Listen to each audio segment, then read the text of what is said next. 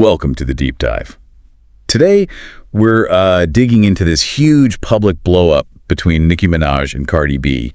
We've got the sources here, and our job is really to filter out the key claims they threw at each other, starting around October 1st, 2025. Yeah, and this isn't, just another round. They've had issues before, obviously. But this time, the intensity, the speed it escalated, it's pretty unprecedented for them. Right. So what actually lit the fuse this time? It seems to be the early reports about Cardi B's new album, Am I the Drama? It debuted at #1, and there's talk it was like the best performing album ever by a female rapper. Okay, so chart success. And Nicki immediately took issue with that. Immediately. She basically went straight for the numbers, claiming they were inflated, bundles, discounts, that kind of thing. Ah, the bundle argument. She specifically mentioned the $4.99 price too, didn't she? Calling it cheap. She did. For people maybe not deep in chart stuff, bundles are where you sell the music with merch or tickets. It's controversial because, well, some argue it doesn't reflect pure music sales. But Cardi still got the #1 spot. Yeah. So how did Cardi respond to that specific claim about, cheapening the music or inflating sales? Did she fight back on the numbers?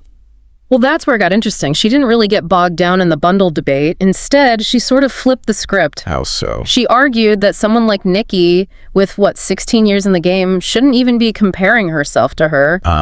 Okay. Yeah, she was like, you should be looking at Rihanna, Taylor Swift, Drake, those kinds of legacy peers. Right, basically say you're punching down or focus on your own league. That's quite a pivot. Exactly. It totally shifted the focus from Cardi's current win to Nicki's overall career trajectory, putting Nicki on the back foot, really. So when that sales angle didn't quite land for Nicki, is that when things got personal?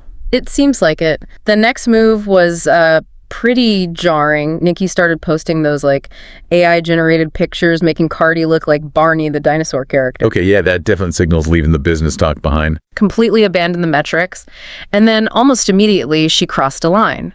Started making comments about Cardi's pregnancy, mentioned her kids by name. Wow. Okay, bringing kids into it. That's usually when you know it's gone past simple rivalry. Absolutely. That's shifting from, competitive shade to something much nastier, malicious, really. And Cardi's response to that. Yeah. Because that's a major escalation. Oh, it was explosive. Just bam. A whole list of really serious accusations back at Nicki. Like what specifically? Started off suggesting Nicki was using substances, then implied it affected Nicki's own kids' health. Whoa.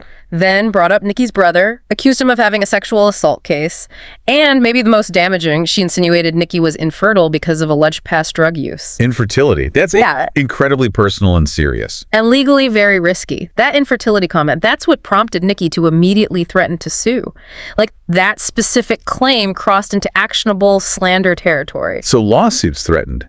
Did Nicki just focus on that, or did she counterattack elsewhere? Well, she threatened the suit, but then she also tried to widen the lens again, started accusing people in the industry like Roc Nation of working against her, trying to undermine her whole career. So trying to frame it as her against the machine, not just her against Cardi B. Kinda, yeah. Trying to deflect, maybe. But the direct fight kept going. Yeah, the sources said they were still trading insults online. Nicki telling people not to stream Cardi's album. Right, and Cardi basically dared Nicki to share her location, saying, and this is a direct quote, "I'll see you when I see you." Okay, it's making it sound physical.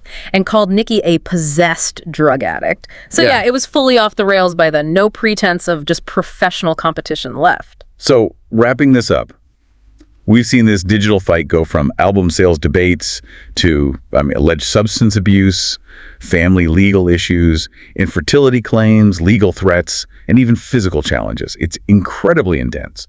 It really is, and it makes you think, doesn't it? Right. When you look at the sheer detail and severity of these accusations, the legal threats, the claims about health, family, potential crimes, does this specific escalation show us something new about where that line is now? The line between celebrity drama, which we kind of expect, and actual actionable slander with real-world consequences. Yeah, at what point does a tweet storm potentially become evidence in a defamation case? Exactly. Have they, by being this specific and this harsh online, already created genuine legal problems for themselves? That's something for you, the listener, to really chew on.